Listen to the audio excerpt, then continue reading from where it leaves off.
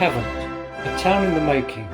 My name is Alan Phillips and I'm going to take you on a journey through the history of this town and how it came to be, from its ancient beginnings to the present day.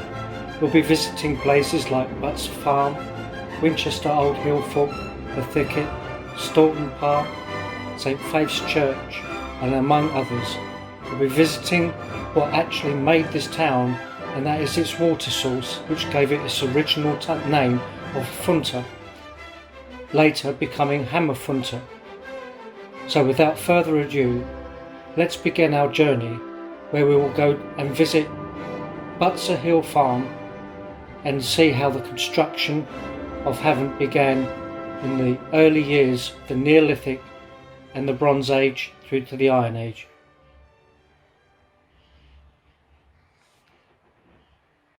And I've brought us here today to offer an example of what you might have expected to have found in Havant during the Neolithic period. This is one of the Neolithic houses that's been built here on the farm. It actually represents an actual house that existed down at Durrington Walls, which is near Stonehenge. And if you like to come this way, we'll have a peek inside and see what it's like, in case you haven't been here before. Now outside the weather is absolutely appalling, but in here it's all cosy and warm. So you can imagine the hearth on fire and the heat and cooking going on. These are the cubicles for the beds for people to sleep in. Little display of skulls and beakerware and stuff. It's just all the kind of thing that you'd expect to find at an archaeological find. And this the kind of the way that people were living, you know, sort of like 5,500 years ago or so. And what we're going to do, we're going to move around the farm, and it'll be like sort of like moving through time as such. And so we'll go like Neolithic and then into the Iron Age, and then eventually into Saxon and Roman. The Roman and Saxon, if I get the right way around. So we'll carry on this way if you follow me.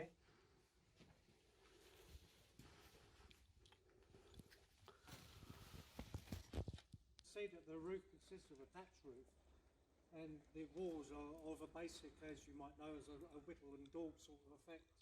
The wood's intertwined around uprights and then packed out with straw and dung and mud. So it ends up with this like hard surface, and it's quite durable.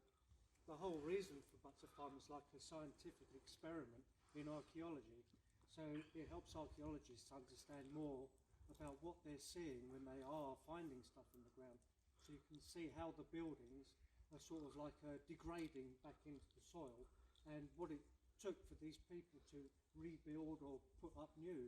So there's another building just next to you here on the left here. Then you can see where the doorway's been slightly inset.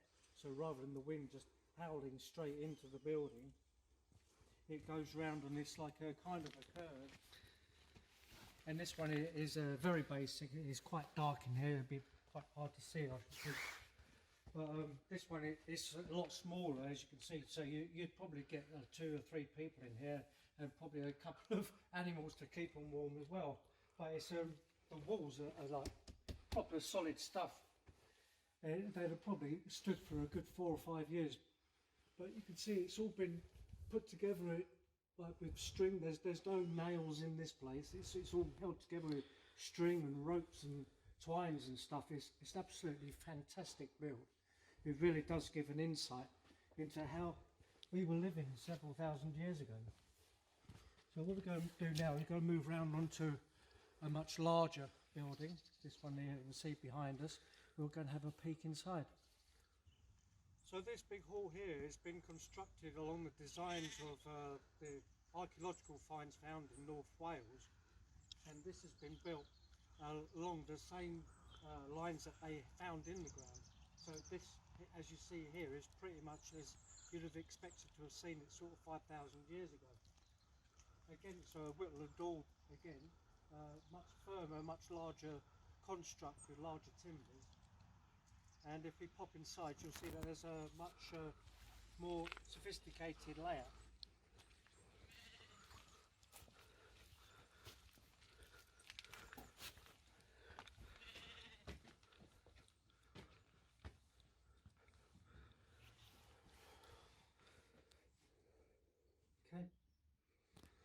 So we're inside the main hall now, and as you can see, the fire's going in the hearth and everyone's sitting around waiting for breakfast to cook.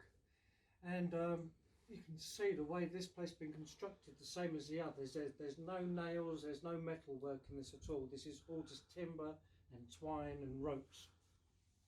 And this is pretty much what I feel you'd have expected to have found in the Havant area, especially around places such as the Leas. Leas themselves mean sort of like a wooded, gladed enclosure. And finds have been found in that area while building the Lee Park estate, with post holes, ditches, etc. And this is a fantastic representation of something that you'd have expected to find in the Havant area, sort of maybe 5,000 years ago. Because at the end of the day, as I said before, you know, people have been living in the southern parts of England since before the last ice age, over 300,000 years ago. So as you can see, things are progressing. We've gone from much smaller huts to a larger communal building where there have been large gatherings.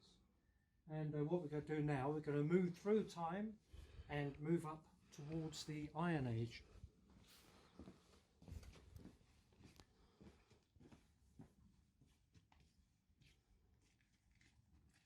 Well, it wouldn't be a farm if we didn't have the animals, and here at Butser Farm they are rearing traditional animals which would have been found during the Iron Age in Britain.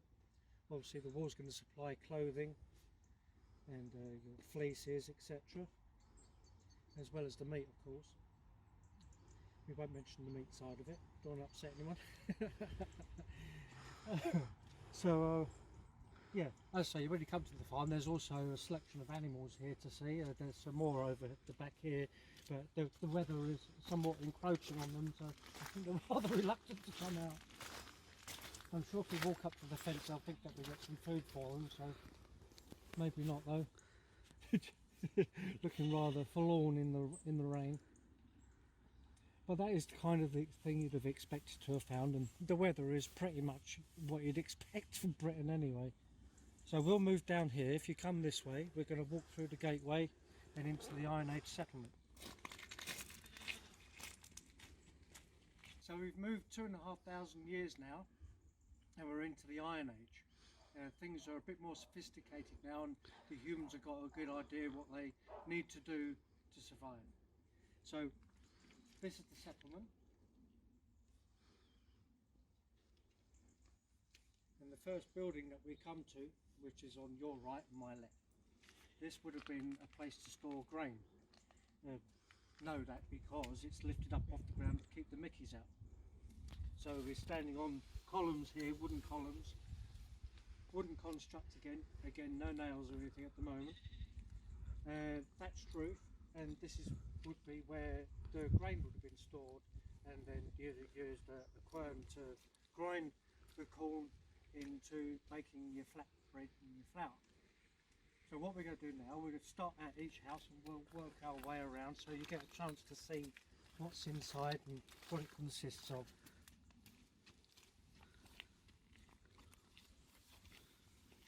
And this building has been constructed from what has been found in the ground at Danebury, I believe it is. I think this tells us here where it's come from. Danebury Hill Fort near Andover. So they've basically found the stains in the ground where the post holes would have been, and various debris around in the ditch, because basically the water's going to run off of the roof rather than it coming back into the building. They form a ditch around the outside of the building for the water to run off. So if we go in, and they've got the fire going in here as well, there's a couple of things to have a peek at. So because we're in Iron Age now, so we've got a nice fireplace going, and we've got cooking utensils and pots and pans. And here at Butser Farm, they're even building a small oven here. Looks like they've been using it. They were putting it together last time I come here, so it looks like they've been successful in making something in there, cakes or bread of some description. But again, you'll see that the design of this place is very similar to the others, but a lot more sturdy. So again, you've got the timber construct with much thicker beams and a very dense thatch. And I'd say that the walls, again, that's all pretty much whittle and daub, but it's a very firm construct. Obviously, you know, you're learning over a period of time how to make things better and better. So by the Iron Age, you know, you got a proper good sturdy building. So we'll move out of here and without delay move on to the next building. So again, this is our next building, and this one again has been taken from archaeological discovery, and this one was basically what was found in North Wales. So again, you've got large post holes, the thatched roof and the woodland daub walls, but inside it's an even sturdier construct, and you'll see that when you pop in. It's quite impressive. So we've still got the thatched roof and stuff, but it's all held up now with these big sturdy beams, which are properly set in place. So you can see the twines and stuff holding it all in place. And again, like I say, it's oh look, there's a quern there. What I was talking about earlier. This is basically you feed the corn in here, and then rotate these stones around on one another, and that would the flour. Well, there's some flour there, in fact, would spill out onto here. And again, we've got an oven. I didn't know they made another oven, so there we are. Our bread oven is drying before we can use it. Please do not touch. Oh, that's understandable. Very impressive. Absolutely fantastic. And there's all seating around here, so you get the whole communal feel of the place. Bustling with energy and people. We've got some artwork around the walls there, as you can see. Very Celtic nature. Very superstitious people. So we'll move on around the site and go on to our next building.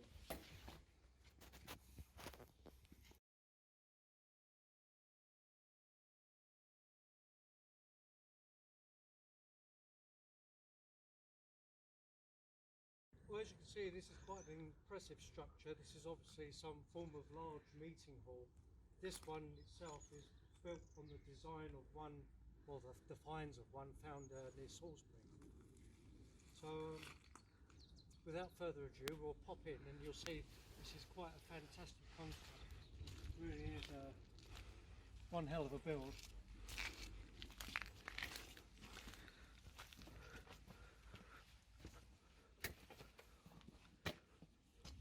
So this is where the community we've all joined together here, and maybe in sing-song and dances and feasting.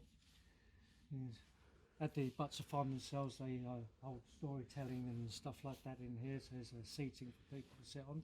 Actually got some real heights here as well. Fantastic. Make it a nice comfy and cosy to sit on. Oh, there we go.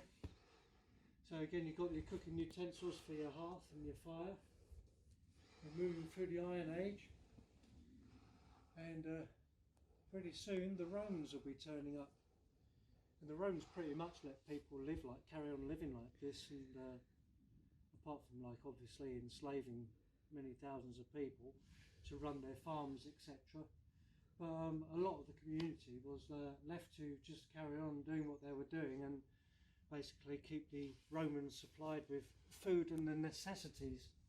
So what we're going to do from here, as this is a fantastic Iron Age building, we're going to move on now around to the Roman period. And here at Butser Farm, we've got a villa.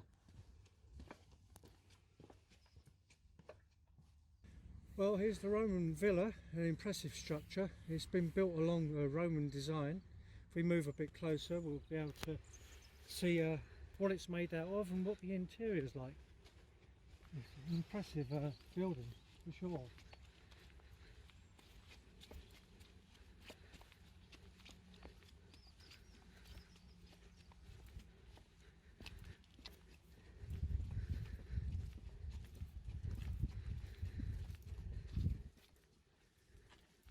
Many of the Roman villas would have started off pretty much like this, and then as the occupants gained more money and more land, then the villa would grow substantially.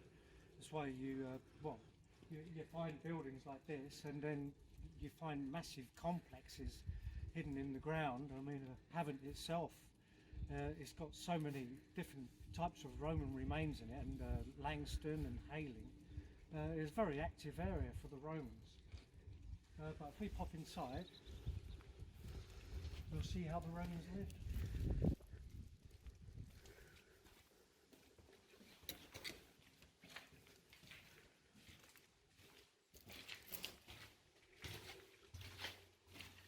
This is one of the many rooms. It's like a resting area, a dining room, etc.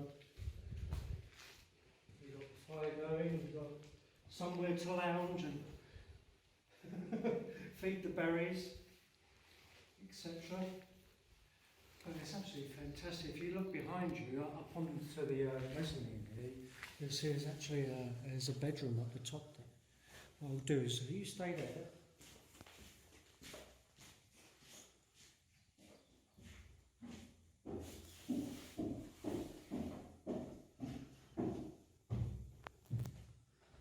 And up here is a cosy bedroom, because as we know, heat rises. So up here it's going to be toasty warm. Nice place to have a snooze. No, mate, no, I wish you good night. No, I'm only joking. And we'll be way down.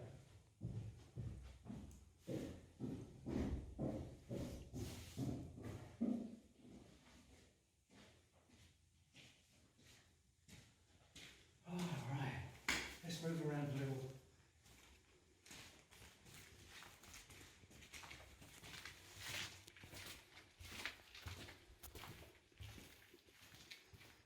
This gives a fantastic idea of a mosaic.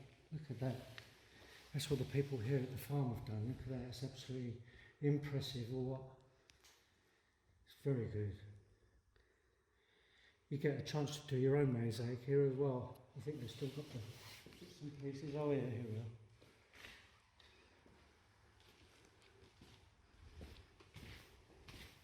So you can come here and fiddle around in the sand and make your own mosaic. As you can see, I'm absolutely appalling at it. And I'm sure the people who built mosaics were a hell of a lot more experienced at it. Well, I am. There we are. Let's move around.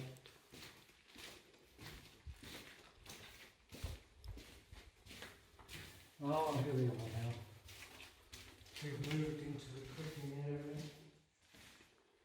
Got a nice dining area here. Tables and chairs and artwork. There's our little cooking stove here. You can see eggs and bacon cooking on there.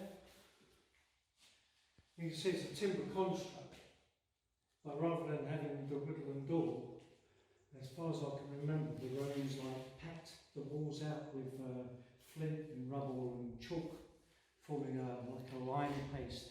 So you'd have a very deep wall. You can see here the depth of the wall.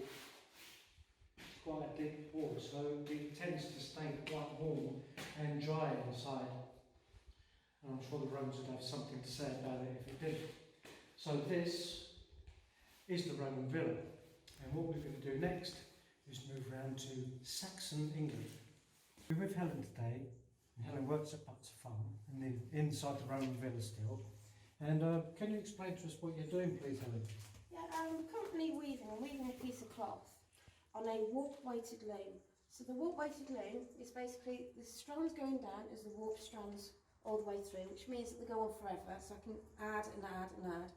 The weights are on there to actually hold them in tension, hence the name, the warp-weighted loom.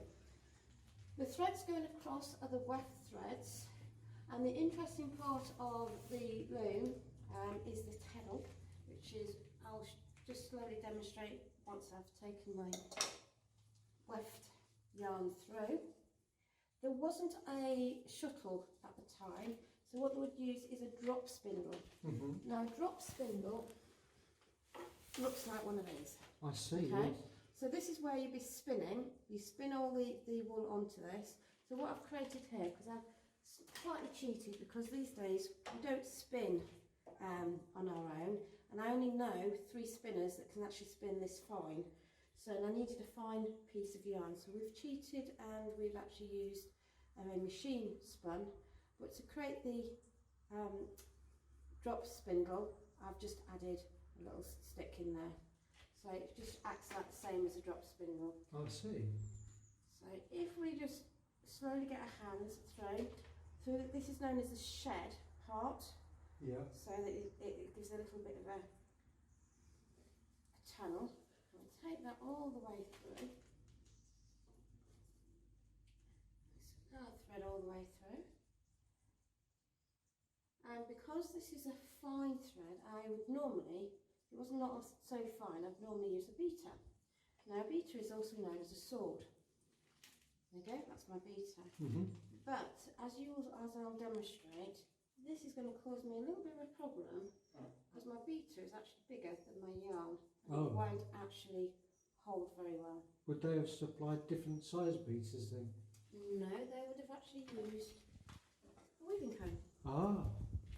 So a weaving comb would just simply lift up and Brush them into place. Brush them into place, and I've just got a little bit of yarn that's getting intense up there. It's quite a time-consuming affair, isn't it? It is extremely time-consuming, and therefore I use my heddle.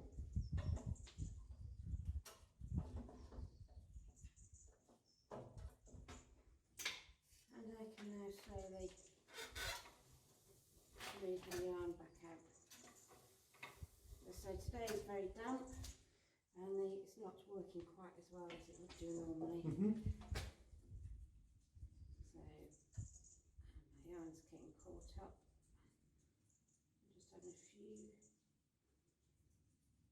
There we go. Is this a traditional British Romano way of... The Romans were using watt-weighted looms for many hundreds of years. The Greeks were using watt-weighted looms, and so were the Egyptians. Now, if we're talking about the Iron Age in Britain, we don't know. There are places in the Iron Age period that were using watt-weighted looms, but we don't know in Britain. The evidence of looms in Britain is actually very, very slight. In actual fact, there's none. The only thing we've got is these weights. Now, these weights have different types of weights. We see in the archaeology these type weights, and they grow to about so big. And we also have something what we call whirl weights, which is supposed to be the weights from the spindle, and they can be from that size upwards.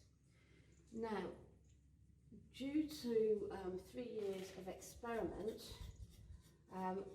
it has been discovered that if you're using a plant fibre, the whirl weight actually works out better because there's no elasticity in the plant fibre. If you're using wool fibre, there's a lot of elasticity, so you need to keep it nice and taut and with strength, so you can put weights on there and you can put a whole load of yarn into one weight. Whereas the small weights, if you're using plant, you can only put 2 in there because the third one will then lose that of course. tension. Okay, so the next thing is to set up the loom. So you've got the frame, which is the loom. You need to set it up. You need to actually attach everything. So we have something called the salvage, and that's the bit that gets cut off in the tailing part. So if you're making clothing, that's the bit that gets cut off. But it's the important thing for a weaver, because without that, we can't get the weft threads in place. Oh, right. Okay, that's so unfortunately it's currently rolled up onto my roll bar there. So this is known as a roll bar. But once I've done my salvage, I then put it on another stick, which is my suspension stick, because I still need to have this be able to move up and down slightly. So I have like a slight suspension, and that is then attached to the roll bar. All the yarns have to be straightened down and separated through. So you have the front ones and the back ones. So we have the front and the back, and we decide which one's going to be which, and we put weights on either side, and then we chain them so we don't lose our track where the yarn is going to be in our weaving. So once we've done that, we can now start adding the heddle, and the heddle, so we can then use that. So the ones at the back is the ones we're going to attach to the heddle, so the heddle's the ones moving forwards and backwards. The other ones actually stay in place in the normal place, and it just allows the movement of forward and back. Fantastic. The biggest thing is it takes, set this one up, it's taken 120 hours to set up. To set up? To set wow. up. Not to weave. That's So, impressive. and it's taken, we haven't quite got there yet, just short of 1.5 metres, and it's taken 96 hours so far. That's fantastic. It is amazing how much work there is, and it also gives a better appreciation that it does take a lot of time to do this. There's very little light, so my daytime changes. So we work in hours because there are some days I can work longer hours than other days. So we never do days because everybody assumes it's a 7-hour working day, and that doesn't always apply. It's when you get up in the morning, when the sun rises, to when the sun sets. So it's a different day. So we work on hours, and then we can actually then even it out. Fantastic. So it gives you, with this piece, because it's so fine, I can only weave per day, or maximum days where everything's working perfectly, is about 7 inches, which is approximately about 23 centimetres, so not a lot. No, but it's a fantastic how you've got the colours to run into one another here. It's fantastic. I'm very impressed. Yeah, it does take a lot of time. So if you put that in monetary value, we do have a minimum wage for a skilled worker. It is skilled, it has to be skilled, because if I don't get the setup right, I can't weave. Well, it's not going to work. It's not going to work. So it has to be done correctly. And yes, there will be always little teasing problems that the experienced weaver can easily spot and change. So the setting up, so if you added my 120 hours just to set up, plus my 96 hours, we're now over 200 hours easily. And just by timesing that by £10 an hour, our clothing is actually worth a lot more than what we pay for today. Yeah. So you can understand why they only had very minimum clothing, but they would have looked after it because it was expensive. Absolutely, absolutely. Helen, thank you very much for talking to us today. It's much appreciated. Thank you very much. And keep up the hard work. Okay, thank you. Thank you very much. Okay, thanks. So we've moved now from the Roman period. They've skedaddled back off to Rome, left behind the British Romanos, and we're heading towards the Saxons. And this is a Saxon hall that Butser farmers built here, and we're going to go and take a peek at its construct and find out a little bit more about it.